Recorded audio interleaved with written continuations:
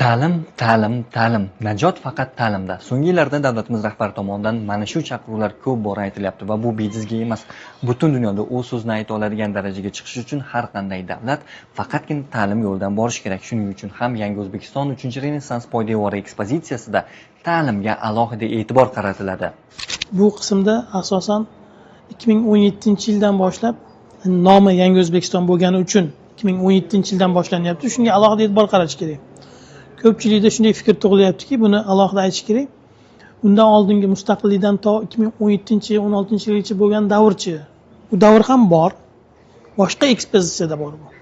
Buni nomi Yangi O'zbekiston bo'lgani uchun Yangi O'zbekiston deb atalgan davrni islohotlari yoritilishi kerak.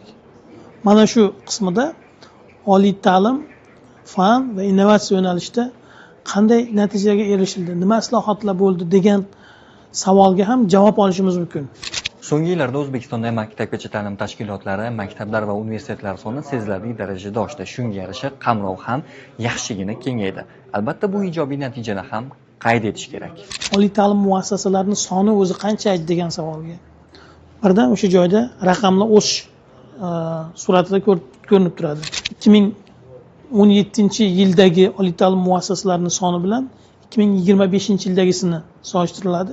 Endi bu o'sha joydagi texnologiyaga bog'liq holatlari borki, 2026-yilda demak 2026-yilnikini qo'shib boradigan holatini qilib qo'yish mumkin.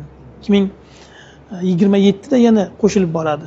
Qanday o'zgarishlar buni o'sha texnologlarimiz, aynan muzeyshunoslarimiz buni joyiga qo'yishadi. Keyingisi masalan 2017-yilda oliy ta'lim muassasalariga maktab bitiruvchilarini necha foizi qamrab olingan degan savol beriladigan bo'lsa, bu yil 2025-yilda, 26-yilda bu qancha foizni tashkil qilyapti? 9gina foizni tashkil qilgan bo'lsa, hozir bu 39-40% bo'lib ko'tarilib boryapti. Yildan yilga ko'tarilib boryapti. O'zbekistondagi mega loyiha Islom sivilizatsiyasi markazidagi ekspozitsiyalarni boyitish masalasidagi muhokamalar davom etmoqda. Demakki, oldinda sizni yanada qiziq ma'lumotlar kutib turibdi.